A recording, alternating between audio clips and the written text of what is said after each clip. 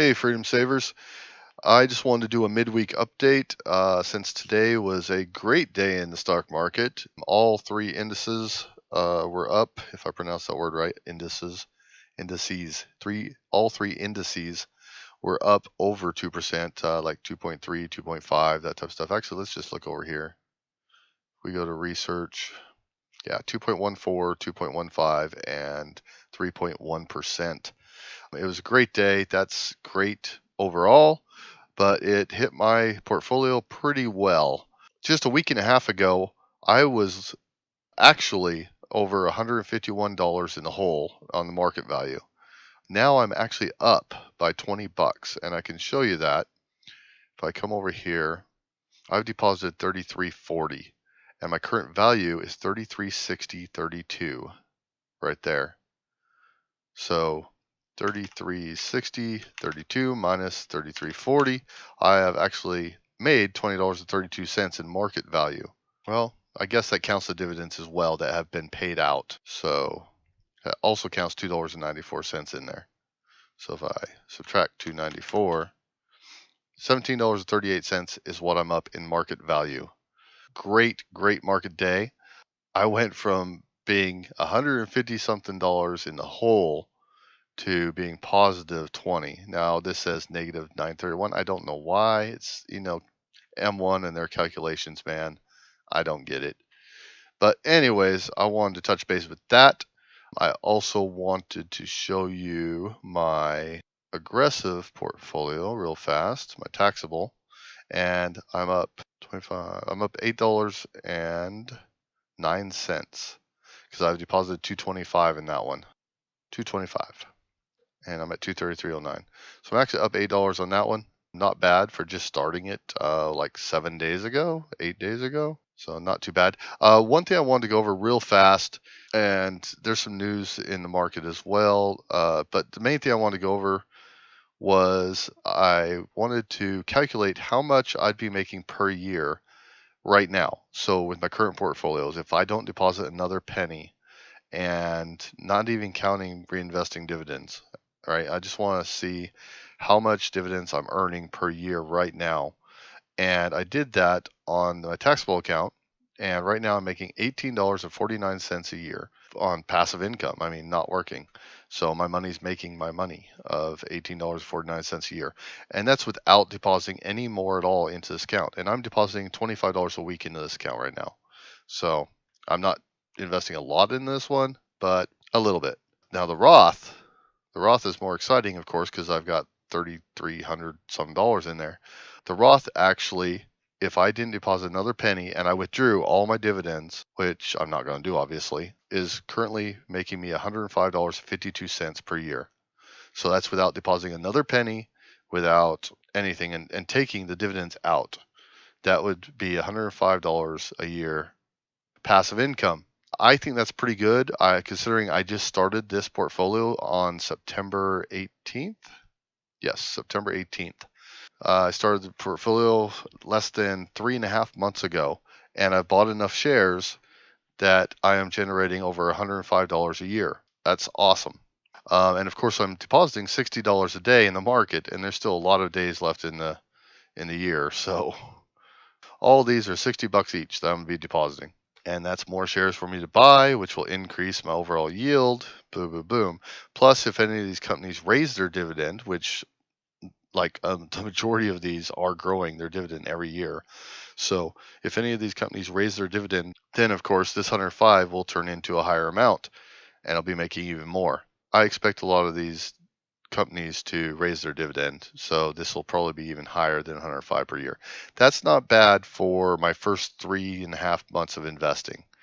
I'm generating $105 a year for my first 3.5 months of investing. I'm excited as hell about that.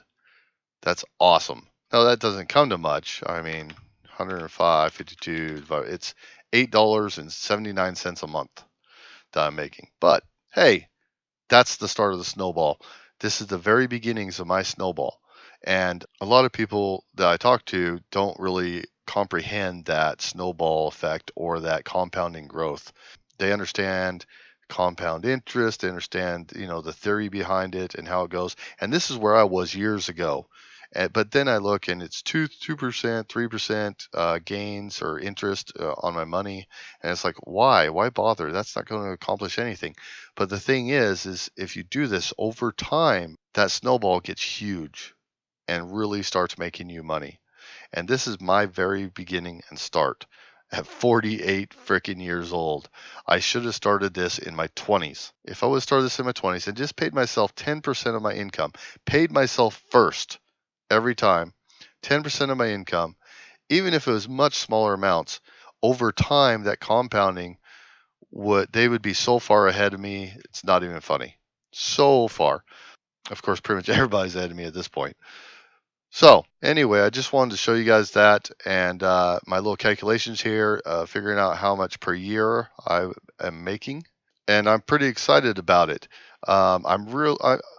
This may not seem like a lot of money to you guys, and it's not. This is the very beginning, but I am super, super excited to see $105 in dividend earnings after only 3.5 months worth of purchasing stocks.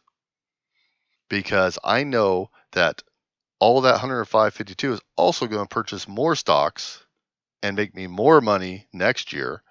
And all the money I'm depositing is going to increase those shares and make me even more.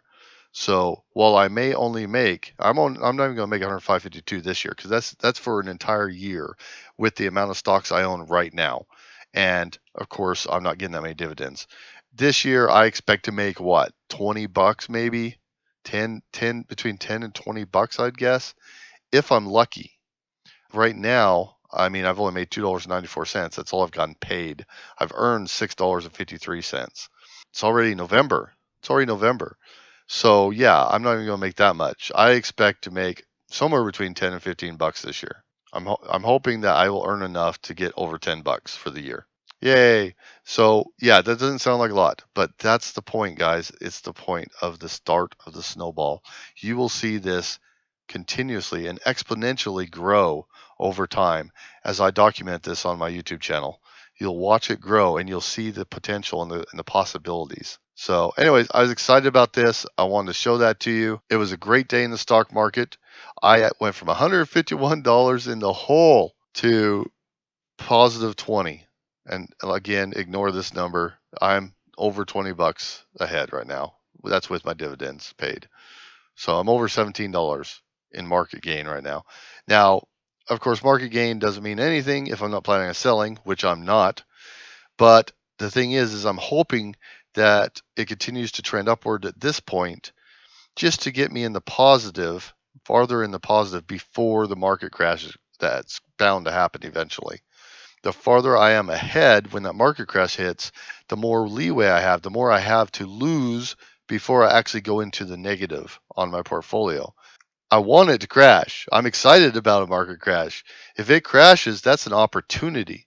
That's an opportunity to buy more stocks, make more profit on my good companies, and I know I'll win in the long run. So I want it to crash, but I want it to go up first so I can actually get into the positive and have some margin there of profit that I'll lose before the portfolio actually goes into negative from the crash.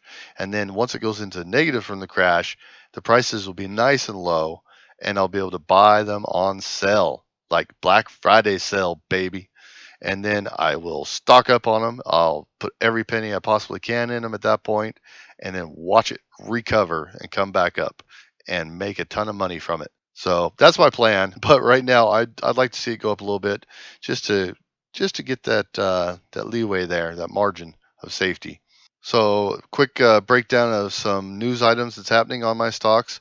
Air Products is buying GE's gasification business. This is another sign for me not to invest in GE. I am just not a fan of GE at this point. Sure, it may be an opportunity for some people, but not for me. Anyways, they're buying part of GE's assets. Lowe's is closing a ton of stores. I think that's probably a good thing. It's going to increase their profit margin overall, I think. This is interesting. AT&T, the Department of Justice is filing an appeal for AT&T's acquisition of was it Time Warner? No. Yeah, Time Warner. But I mean, that's complete. They've done it. They've acquired Time Warner, but now they're trying to appeal that and make it so it didn't happen or reverse it. So that should be interesting to see what happens out of that. Of course, I'm sticking with AT&T. I'm still buying more. VGR, Vector, that's in my aggressive taxable. That's my highest earning dividend right now of like 11 or 12%. They beat the analyst predictions by 3 cents, and they beat it on revenue as well. So they are doing fantastic. Leggett and Platt is acquiring Elite Comfort Solutions for $1.25 billion.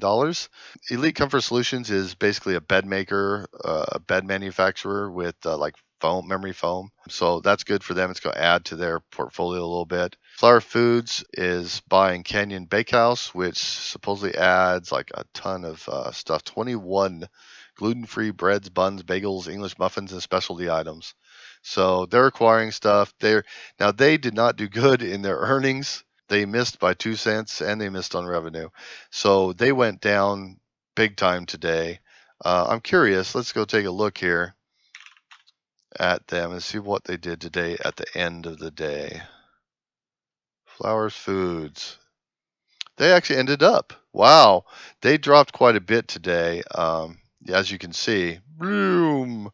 They dropped a lot. But it looks like they recovered right away before the end of the day. So that's awesome. That's awesome, awesome. Comcast plans to make a streaming box for their broadband only customers, which will allow them to stream, of course, Netflix and all the good stuff. And then also allow them to have a remote control, just like they do with their cable boxes, that you can actually talk to search for, change channels, that type of stuff. And then also on that, they're going to have a way for them to purchase more video services from them through that box. So that's a good sign. Comcast, by the way, guys, if you didn't know, Comcast, as far as I'm concerned, is a buy right now. And I'm kind of wishing I had them in my portfolio. I really wish I had them in my Roth. Their dividend yield right now is really low. It's not really low, but it's just barely over 2%. But dude, their PE ratio is like 7.5%. Here, let me show you real fast. Comcast. Their PE ratio is 7.5. I mean, come on. Their earnings are 509. They're paying 76. Their payout ratio is like 30%. It's a little low. They could be paying more to their shareholders, but they are continuing to grow. And I'm also in the communications business, and I keep an eye on Comcast and see what they're doing on a pretty regular basis. And I'm excited. I'm excited about Comcast. They have lots of potential, and I think they're a great buy with this 7.5 PE ratio, their great earnings, their payout ratio. Yeah, I think they're definitely a buy at this point. And if you look over the year, they're actually down a little bit from their high. So it's not a bad time to get in, really. I think they're going to grow. I really do. So anyway, long story short, Comcast is doing great things. I think they're a buy. And then the last one was this HBO blackout. If you haven't heard, HBO and Dish have been having contract issues, and HBO is not currently playing on Dish. They are blacked out for the first time in like 40 years. They're both saying it's others' fault at this point, and that should be interesting what happens there. And this also involves AT&T, guys, because HBO is owned by AT&T. So yeah. So anyways, that's the news, and we'll see what happens. These are some interesting things that are going on with my stocks. I don't normally keep up on all of them, but I am keeping a better eye on them ever since the Praxair incident, which, by the way, the Praxair thing, I originally found out and researched that I would lose that 27 up to 27% of taxes taken out from the German company, Linde, because it was in the IRA. That's what I researched originally, but today I actually did some more research, and another website was telling me that it has an agreement with the U.S. just like Canada, where they don't take that out if it's in an IRA. So I don't know what's true. So take that with a grain of salt. If you know for sure what the true facts are about that one, let me know. But right now, I don't care. I sold it for a profit, and I'm good with that. The only thing I wish I could do is fit Comcast into my portfolio. I might look for something to sell and get Comcast in here, but I doubt it. I doubt it. I've picked the majority of these stocks for a reason, and that's their long-term, their longevity and stability. I mean, there's only one or two I could think of in here that I'd really want to get rid of in order to put Comcast in, and I just don't think it'd be worth it. But I'm going to keep an eye on Comcast. Like I said, I want it. I want to buy it. And I don't want to buy it my taxable because the dividend is so low. But I'd love to have that company in my Roth.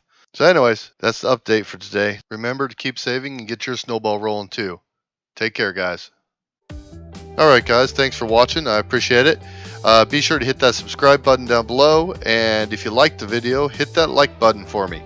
If you want to hear any specific type of information, anything that you're interested in, you have any questions, just drop me a comment down below. Let me know what you think. Let me know your opinions on this video or any other video I've made. And if you know anyone else that might be interested in this video, please be sure to share it on your social media and share the knowledge. Thanks guys.